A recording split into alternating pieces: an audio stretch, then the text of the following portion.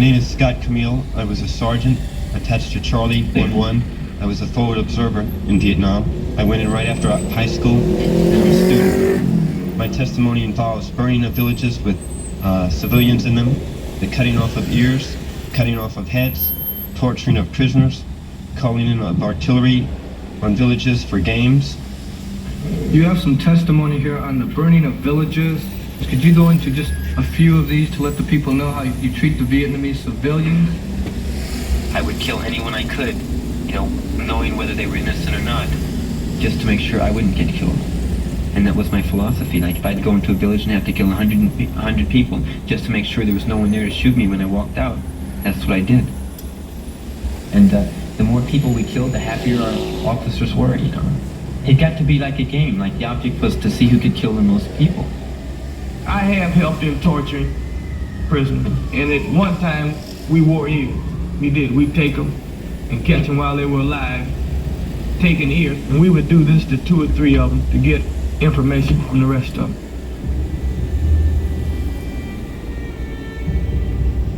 Before that, all I knew about Vietnam was what I did and saw. It was listening to other people testify who were there in other years, from other branches of the service in other parts of Vietnam, and I got to see the enormity of, wow, it's not just us in this little village here, we're doing this to the whole damn country. I had to do what was right. Scott becomes a prominent anti-war campaigner, appearing in numerous events attempting to put pressure on the U.S. government. What happens to man over in Vietnam? Well, it's our general conditioning, even before we get in the service. America's always right, the government's right, you don't question them, we're the best, God's on our side. And when I went there, I went twice, and I believed that it was in the best interest of the nation. And I was sufficiently brainwashed where I did go back the second time, because I really believed it was right. Scott's old buddy from Vietnam, Jim Fife, doesn't feel the same way. When we came home, the anti-war movement was big time, and Scott, he got into that with both feet. Grew a beard, long hair, got involved in marches. But for me, I still felt like I had responsibility to my country. And so after a while at college, I rejoined the Marine Corps as a helicopter pilot. Scott thought I was crazy. As he got more and more into the anti-war movement, he was adamant about trying to talk me out of it. Jim and I got to talk to each other, and I just was angry. We were killing innocent people. And I said, what the hell is wrong with you? How could you do that? I said, what I'm going to do, Scott, is I'm going to do what I've always done. I'm going to try to keep other people alive. I said, if you don't get that, but for me, this is what being back in the Marine Corps meant. I wish there had been a different way things ended, but he had a whole different idea about what he felt was right.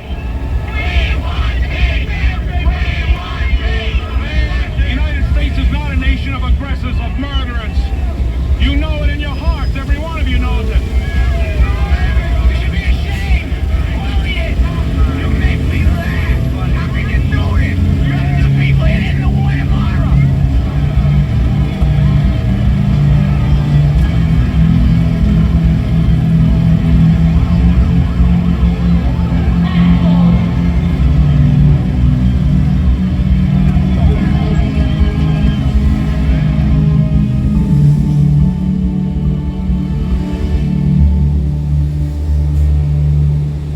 President Nixon has tasked advisor Henry Kissinger with brokering a peace deal.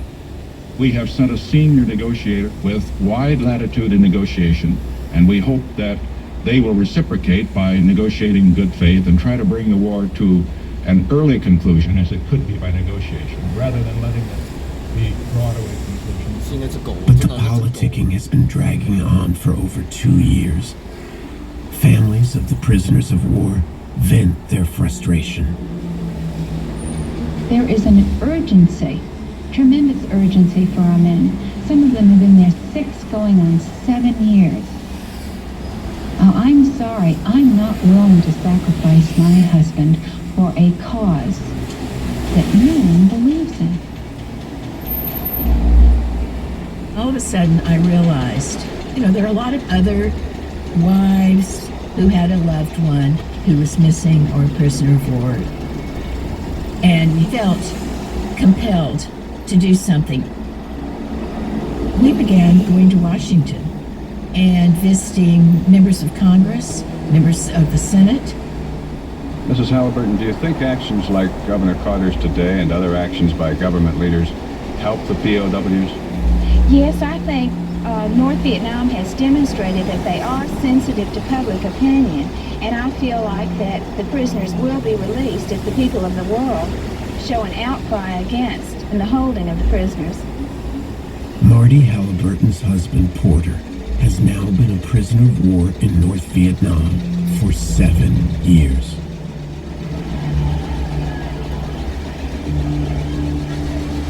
We were in a pretty bad way.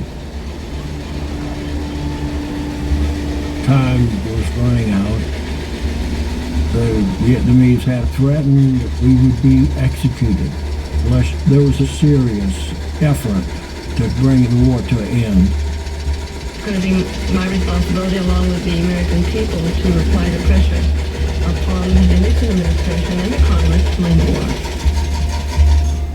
We met in the White House with Kissinger, and it certainly made a huge impact. I can only pray that both governments will come to some agreement so that all the men can go home. Not just the prisoners, but all the men can go home, and the killing can stop. And we can live at peace with everybody, and at peace with ourselves.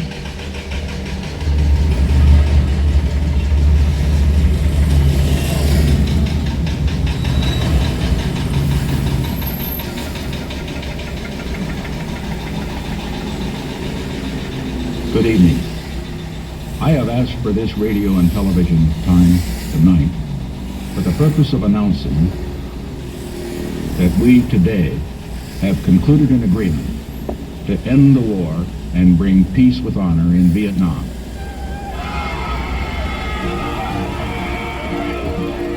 Within 60 days from this Saturday, all Americans held prisoners of war throughout Indochina will be released.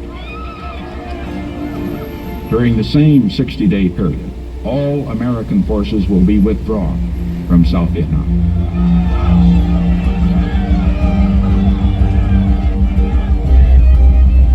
On January 27th, 1973, a peace deal is reached between the two sides. And the United States agrees to withdraw all combat troops in exchange for the return of 591 American prisoners of war. This was the first time North Vietnamese officials had permitted an American television company to film U.S. prisoners in the camp. We suspected that the end was coming, and so I think everybody was pretty elated. But I also had this terrible feeling all those years, all of the beatings, I hated them. But then I overheard 2 men talking about how they were going to get back at the Vietnamese, how they were going to get revenge for everything that they had done to us and our families and everything.